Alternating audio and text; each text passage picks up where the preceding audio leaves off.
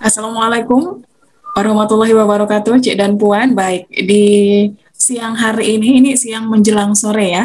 Jadi kita beberapa waktu lalu kan sempat ada salah satu konten atau juga informasi atau juga postingan yang dibuat oleh Info PKU, ini termasuk ke dalam kategori yang viral. Jadi memang saya lihat baru 24 jam beberapa waktu lalu saya juga dapat laporan bahkan sudah ada 300 lebih komentar, baik itu yang pro atau juga yang kontra. Kemudian juga yang menonton juga lebih dari 100.000. Menurut saya ini adalah satu hal yang luar biasa karena isi kontennya adalah ini menyangkut tentang anak-anak, menyangkut tentang bagaimana sebenarnya ada yang menyalahkan, separuh menyalahkan sekolah, separuh menyalahkan pemerintah, separuh meminta tanggung jawab oleh orang tua. Karena apa? Karena ketika kontennya muncul, mungkin Cik dan Puan juga sudah lihat ya bagaimana bahkan ada anak yang tidak tahu siapa pencipta lagu Indonesia Raya. Kemudian diberi foto Wapres Budiono, Wapres di zaman periode Susilo Bambang Yudhoyono, kemudian malah tidak tahu, tapi ketika dikasih foto Atta Halilintar malah nggak tahu. Kemudian juga ada lambang dasar Tutwuri Handayani, ketika ditanya itu lambang apa malah nggak tahu, tapi ketika dikasih lambang Free Fire malah lebih paham. Ini juga masuk ke dalam satu hal yang menjadi perhatian khususnya untuk tim dari Info PKU yang kebetulan juga di siang hari ini menginisiasi untuk ayo kita sharing bersama dengan Ibu Dr. Anda Erni Yulia Pesis, psikolog Bu ya, sekaligus ini pemerhati anak. Sehat Bu? Alhamdulillah sehat. Alhamdulillah sehat Bu. Jadi nanti kita akan sharing tentang beberapa hal yang tadi saya sebutkan Bu ya. Jadi ada mungkin saat ini yang terjadi dengan anak itu memang seperti gadget itu sudah kayak antara urat nadi dan darahnya Bu ya. Tidak bisa dipisahkan, benar Bu? Okay. Belum lagi sekolah juga harus pakai gadget ya Bu. Iya, oke. Baik, ini Ibu Erni selaku psikolog anak, kemudian juga kita cek dulu deh Bu, maksudnya kita akan bahas dulu sebagai perhatian atau juga Ibu melihat hal ini seperti apa sih sebenarnya, apa yang terjadi setahun belakangan ini antara anak dan juga gadget Bu? Oke, sebetulnya pandemi memperparah ya. Sebelum pandemi juga gadget sudah merupakan sebuah ketakutan atau momok bagi orang tua karena maraknya game online ataupun konten-konten yang tidak efektif yang mempengaruhi anak. Masuk masa pandemik, sekolah tatap muka tidak bisa dilakukan, akhirnya daring. Kebutuhan daring ini disesuaikan dengan jam belajar di sekolah. Mereka tetap masuk dari jam 7.30 sampai jam 12. Dan mereka harus aktif bagi kelas-kelas yang menengah ke atas. Bagi kelas-kelas yang di bawah itu berupa WA atau Messenger aja ya, atau SMS dari guru. Tetapi karena orang tua tidak mampu mendampingi saat ini, toh waktu pembelajaran aktif itu kan yang bertanggung jawab pembelajaran aktif adalah guru di sekolah. Mau A, B, C anak yang penting ada di lingkungan sekolah. Orang tua nggak mau tahu bahwa itu. Nah sekarang dipindahkan ke rumah. Jadi medianya yang berubah. Yang kemarin tatap muka, sekarang ini adalah gadget. Dan mereka juga berlaku mempergunakan gadget ini di jam belajar dari pagi sampai siang. Otomatis gadget ada di mereka. Padahal kita tahu kesehatan tidak memungkinkan mereka lakukan dengan long time begitu. Ya, walaupun ada istirahat-istirahatnya begitu. Kemudian pada saat belajar tatap muka, ekspresif anak daring, guru tidak tahu ekspresif anak itu paham atau tidak. Berharap dia paham. Bagi anak yang sangat membutuhkan dan mudah dalam belajar, bahwa informasi dari guru itu penting. Tapi bagi yang tidak, mungkin dapatnya setengah-setengah. Pikirannya yang 50 lagi, bagaimana ingin cepat selesai. Bagi anak-anak yang memang sulit paham, waktu waktu yang dibutuhkan tadi itu suatu yang menyiksa bagi mereka. Bagaimana mereka selesaikan? Beban tidak ada, berarti pelariannya adalah gadget. Ingat, gadget ini adalah hal yang sangat kompleksitas. Dari semua usia mempergunakan ini. Yang dulu tidak butuh, sekarang butuh. Ibundanya sendiri juga sangat butuh untuk itu saat ini. Nah, akhirnya yang tadi itu dipergunakan pada saat insidental atau pada saat-saat tertentu tidak merupakan prioritas, tetapi sekarang menjadi sangat prioritas, seperti makan nasi. Nggak ada paket, nggak belajar. Nggak ada paket, nggak aktif. Nah, dianggap tidak masuk kelas, padahal mungkin sinyal alasan klasik itu sudah banyak tahu, dan guru juga sudah sangat paham trik-trik anak. Tapi disinilah kepekaan kita sebagai guru, bagaimana menjadikan gadget ini menarik, sehingga waktu yang sangat long time tadi menarik dan ada plusnya. Jangan sampai waktu tatap muka itu 60% bisa dipahami, jangan sampai ini hanya menjadi 40%. Lebih banyak tidak paham daripada paham. Oke, berarti kerjasama dari guru, materi yang diberikan, kreatifnya guru untuk itu mungkin akan lebih penting, sehingga gadget itu bermakna positif apabila dia akan memiliki nilai positif. Akan menjadi negatif apabila terjadi penurunan dari fungsi pemahaman dan fungsi dari perilaku itu sendiri. Mungkin itu. Tapi kalau ditarik dari penjelasan Bu Erni, Cik dan Puan, memang kalau untuk kita bisa bilang ini ya Bu, tanggung jawab dari aturan main ketika anak menggunakan gadget itu 100% berada di orang tua ya Bu ya? Pasti. Itu, karena orang tua, karena yang menjadi guru terdekat, yang pendampingan terdekat adalah orang tua. Karena apa? Apabila kehadiran secara fisik orang tua dekat dengan anak, itu polisinya ada. Atau rasa was-wasnya ada. Tapi kalau hanya dilepas, itu menjadi akan berkurang. Ya, kecuali kita melihat apabila anak ini memang sangat membutuhkan dan memang anak yang pengen insight terhadap pengetahuan, gadget sangat bermakna bagi dia. Tetapi bagi yang setengah-setengah tadi, ya ini yang perlu kita perhatikan. Bahwa peluangnya ini yang akan dia manfaatkan. Ingat, mana yang menarik, iya atau tidak, iya belajar atau tidak belajar. Pada saat itu apabila ada teman mensinyal, udahlah, yang penting absen kita keluar, live aja begitu. Nah, ternyata ini. Nah, apalagi kalau Ananda itu memiliki kemampuan yang memang harus didampingi, akhirnya keputusan itu bahwa orang tua dominan ada di samping anak. Oke. Itu kan sebenarnya itu menjadi ini ya Bu ya, kita bisa bilang itu menjadi masalah baru kemudian ya kalau misalnya orang tuanya bisa mendampingi ya Bu ya. Jadi kalau dari sharing di live, jadi kita ini live Instagram Bu langsung di Info PKU, jadi ada komentar yang masuk ya. Saya bacakan dulu. Ini ada Nopri, selamat siang, terima kasih sudah bergabung. Adik saya minta duit buat beli kuota belajar, malah main FF dia Bu. Kemudian juga yang lebih parah kasus di Indomaret, si anak lebih milih bayar top up 800.000 untuk gaming dibanding kebutuhan lainnya, ini tanpa sepengetahuan orang tua. Kemudian juga betul Bu, anak saya belajar pakai tab Senin sampai Jumat pukul 8 sampai 12, sekarang mata minus. Oke. Berarti permasalahannya adalah pengawasan. Kemudian Ibu Erni bisa sharing bersama kita di siang hari ini Bu terkait dengan seperti apa sih seharusnya ketika orang tua yang ingin mengatur penggunaan gadget dari si anak, apalagi kita tahu 60% sampai hampir 100% mungkin yang sekolah itu pasti daring saat ini Bu. Itu seperti apa Ibu memberikan semacam wejangan? Oke, kita lihat juga dari keterbatasan orang tua, ya.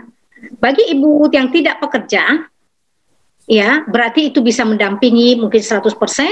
Prioritaskan jam belajar anak bahwa kita juga berada di dekat anak. Oke? Bagi ibu yang bekerja, kita berharap ada shadow ataupun ibu pengganti ataupun orang dewasa lain yang juga menjadi idola bagi anak. Bagi ibu yang tidak bisa mendampingi, gadget juga gaptek, kemudian dia juga tidak punya, karena gadget itu seperti individual, karena dipegang secara individu kan, dan ibunya juga tidak gaptek dan cuek, ini berarti peran guru dan kakak-kakak atau saudara lainnya itu sangat penting. Ya, nah kemudian kita pahami bahwa kuota diminta menjadi tidak efektif apabila kita juga tidak mengetahui apa yang dilakukan anak. Ingat, pada saat anak menghargai kita, jadilah teman dan idola bagi dia. Untuk menarik kebutuhannya atau menarik permainannya yang tadi, itu menariknya nggak main dirampas. Nggak boleh dirampas dengan hukuman bahwa itu tidak boleh, itu jahat, kamu egois, kamu menjadi ini, tidak bisa. Masuk dulu jadi teman, beribawa orang tuanya, ambil pelan-pelan.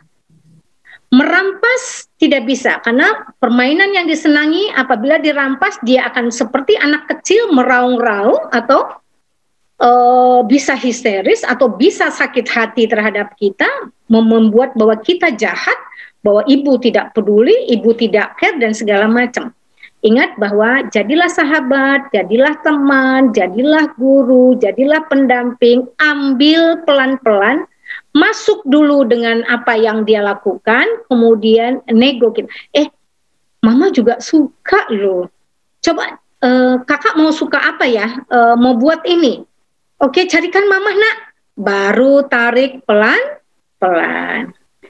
Jangan dirampas, karena itu tidak akan menjadi efektif dan kita akan menjadi musuh bagi mereka.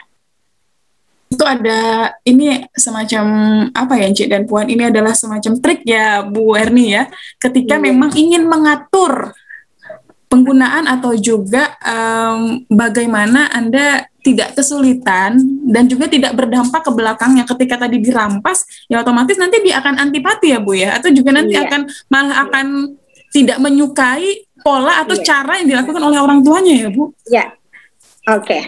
Tapi sebenarnya sudah ada komen, aku tidak suka, mama jahat, mama itu situasi negatif. Pada saat itu kita juga dengan negatif mengatakan bahwa kamu tidak ini, ada situasi negatif dua, ini akan semakin memperberat. Oke. Mama tahu kamu suka itu, tapi mama lihat, oke, bisa kita atur nak, ambil pelan-pelan. Dan di situ negonya dalam keadaan santai, kemudian dengan ucapan bahwa tidak seperti polisi menginterogasi, ya. Jadi seolah bahwa kita adalah bagian dari permainan mereka. Baik, itu ada satu pertanyaan tadi yang juga ini Bu Erni, ada dari teman-teman melalui Instagram, Cik dan Puan melalui Instagram. Ini sepertinya lebih teknis ya Bu. Bagaimana dengan orang tua yang bekerja Bu, tidak bisa mendampingi anaknya ketika belajar online? Berarti gini Bu, ketika belajar online, ini kan kita juga harus memastikan nih si anak memang belajar atau sedang melakukan apa. Itu juga ada caranya nggak sih Bu, supaya kita juga bisa lebih perhatian kepada anak, kemudian juga anaknya bisa tahu bahwasanya dia sedang diawasi nih, dia sedang diperhatikan nih, itu seperti apa Bu? Ya, salah satunya ibu juga punya masuk ke Zoom itu dengan kesepakatan guru, ya, atau diberi masuk tapi rahasia, konfidensial, ya, sehingga tahu anaknya hadir atau tidak. Tetapi bagi anak sekarang akal-akalannya itu lebih citu daripada kita, dan memang mereka harus perlu didampingi. Berharap kita anggap bahwa dia sudah dewasa, sudah mandiri, sudah bisa bertanggung jawab segala macam. Tapi pada dasarnya mereka masih perlu ditegur, perlu diingatkan, perlu dibelai, perlu diservis, mari secara fisik. Oleh karena itu tadi ada peran pengganti atau shadow yang ada di rumah yang bisa melihatkan.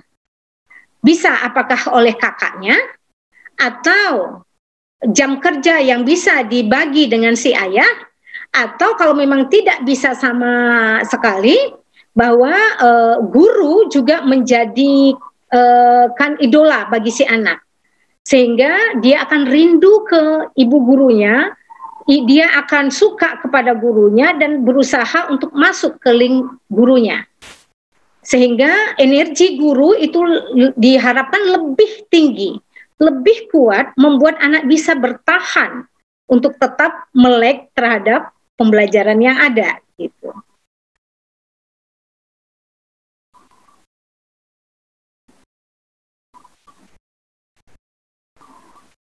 Oh ya, tidak kedengaran, Ibu? Baik, itu tadi ini ya, insight atau juga masukan dari Bu Erni ya, Mbak Rima Frieni, yang tadi menyebutkan bahwasanya ketika orang tua bekerja ya mungkin nanti izin ke gurunya untuk masuk ya Bu, bersama-sama untuk mengikuti Zoom atau juga ini untuk memastikan bahwasanya ya anaknya Mbak Rima ini memang benar-benar belajar daring dan juga patuh gitu ya. Kemudian gadget, ada yang sharing Bu, saya nggak izinkan dia yang pegang gadget, saya yang buka videonya, saya pahami baru saya ajarkan sama anak. Kok ini sharing dari orang tua ya Bu, ketika ada guru memberikan video, kemudian di-share dulu, dibaca dulu sama orang tuanya, kemudian baru di-share ke anak. Berarti ini orang tua yang memang sudah tahu perannya seperti apa ketika anak belajar daring ya Bu ya? Iya, betul. Itu sangat bagus sekali. Tetapi karena gadget adalah bentuk seperti benda individual, terkadang ada kesepakatan untuk kelas besar, mungkin mereka sudah tidak mau digitukan. Untuk kelas kecil mungkin masih bisa, ya. Dan itu sangat bagus sekali bahwa ada saringan dari orang tua terlebih dahulu untuk memahami, dan mau tidak mau orang tua juga bisa merasakan beban yang dirasakan si anak di dalam menerjemahkan. Tugas itu terkadang anak perlu pendampingan, perlu bahasa yang lebih praktis dan sistematis, sehingga mereka enjoy, senang di dalam belajar. Nah, itu ternyata kalau kita bicara tentang bagaimana guru dan juga orang tua di saat pandemi seperti ini memang harus lebih kreatif ya Bu ya. Iya, betul. Kemudian juga memang harus lebih ini menjadi idola anak itu seperti apa sih Bu? Sebenarnya itu bukan hal yang mudah loh untuk bisa, misalnya saya sebagai orang tua, kemudian saya mencoba untuk menjadi idola anak saya atau menjadi teman dari anak saya, itu kan bukan hal yang mudah Bu. Tapi Bu bisa sharing terkait dengan tipsnya? Di dalam perkembangan bahwa di setiap usia itu memiliki minat-minat tertentu. Kemudian minat-minat ini kita ikuti apa yang terjadi saat ini. Nah, oleh karena itu kita mengikuti minat anak sehingga ada appointment di situ. Ya, sehingga take and give ada. Nah, kemudian misalnya dia berminat main sepeda bareng-bareng habis ini. Kemudian sepedanya tidaklah terkorelasi dengan temannya. Kita bisa ini, kalau kamu naik kelas nanti bagus, sekarang kita nabung yuk, kita beli sepeda yang begitu. Jadi minatnya kita ikuti karena itu adalah sebuah kelompok yang memiliki sebuah standar ataupun idola atau tren merek tertentu. Ya. Nah, kita tahu, kita masuk ke situ sebetulnya memotivasi anak menabung, tetapi dia juga bisa mengikuti menjadi bagian yang sama dengan kawan-kawannya. Minat ini yang perlu kita ketahui. Nah, sekarang anak-anak ingat, mau makan atau minum aja nggak mau sama orang tua, main ke kafe kan? Ya, dan di kafe itu wifi ada, segala macam ada.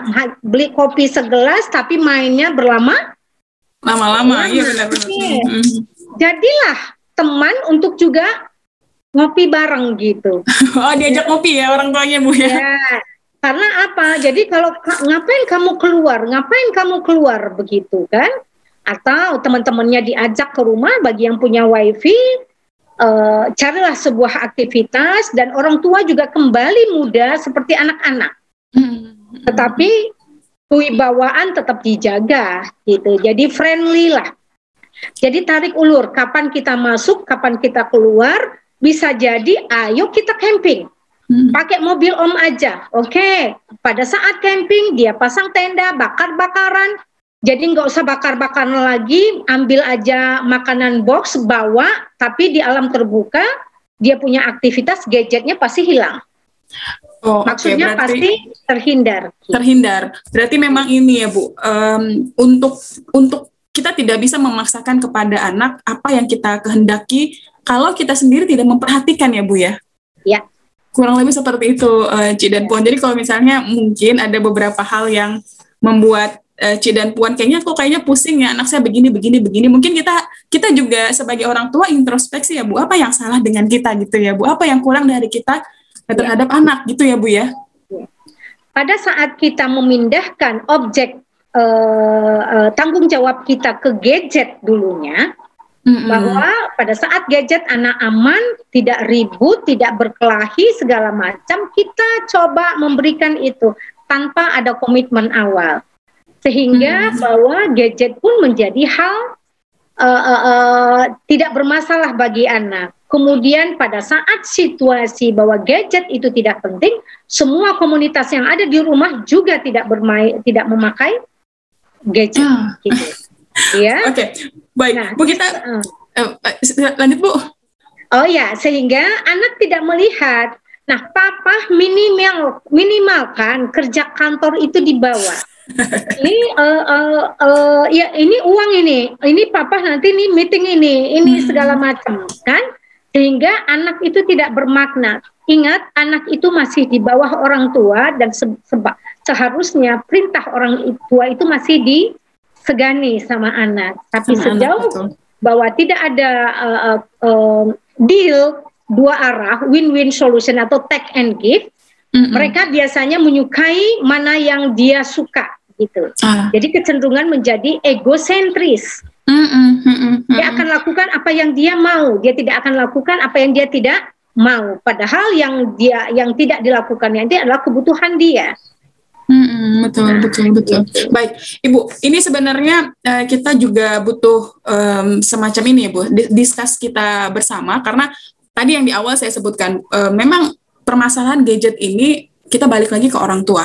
Tapi bagaimana dengan anak-anak yang kemudian sudah daring, berarti kemudian sudah diajarkan pembelajaran, tapi juga tidak memahami hal-hal dasar atau basic yang mungkin dulu kakak-kakak kelasnya ngerti gitu. Maksudnya Tuturi Handayani tuh paham siapa. Kemudian pencipta lagunya Indonesia Raya W.R. Supratman tahu siapa. Tapi saat ini bahkan tidak tahu untuk apa yang sebenarnya terjadi Bu. Apakah mungkin orang tua yang memang kurang perhatian, atau guru yang kurang memiliki kreativitas, atau memang anaknya yang kayaknya kita sudah mulai harus memiliki jalan lain untuk membuat satu pembelajaran menjadi lebih menarik untuk anak-anak milenial. Ini seperti apa tips dari Bu Erni sebelum kita closing? Oke, baik, kita harus melihat dulu kurikulum yang ada saat ini.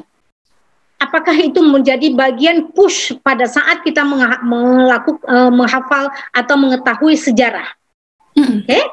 Apakah poin itu menjadi penting dan sangat penting pada saat ini? Sehingga menghafal, mengingat itu masih sangat penting. Nah, sekarang adanya sistem pembelajaran terbuka. Menurut pendapatmu, narasi anak memahami.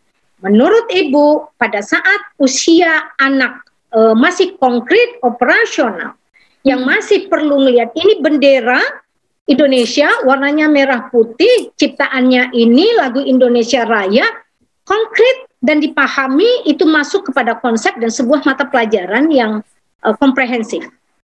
Nah, kita lihat dulu apakah penekanan ini ada di usia tertentu. Atau saat ini belajar bebas, belajar kreatif itu lebih penting daripada ini. Nah, makanya siapa pengarang lagu Indonesia Raya itu kita coba lihat mundur. Di mata pelajaran kita dulu di kelas 3, kelas 4 itu ada. Nah, sekarang pada saat itu hilang, sekarang masuk ke kita tanya di kelas 6, kelas 5 dan kelas 6 itu sudah hilang. Berarti bekasnya itu tidak begitu mendalam dibandingkan kita dulu. Karena kita bisa saja dulu diulang-ulang, kemudian duduk di depan kelas disampaikan ini, kalau tidak nanti diulang lagi. Nah, kita lihat dulu.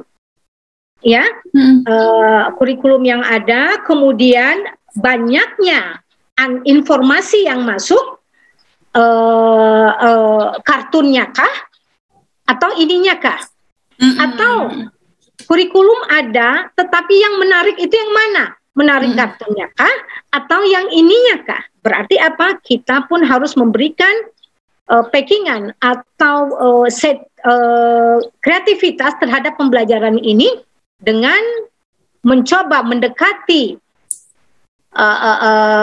penyajian kartun, kemudian minimal menarik dan tidak ada beban. Ingat, kartun dapat nggak dapat mereka tidak ada nilai. Tapi kalau pelajaran kamu baik, kamu bagus, kamu ibu nggak suka, kamu tidak, itu kita coba hindari dulu. Jadi kita supporting dan kita, oh gitu, anak bunda lupa ya, kita coba lihat ini, kita bantu untuk.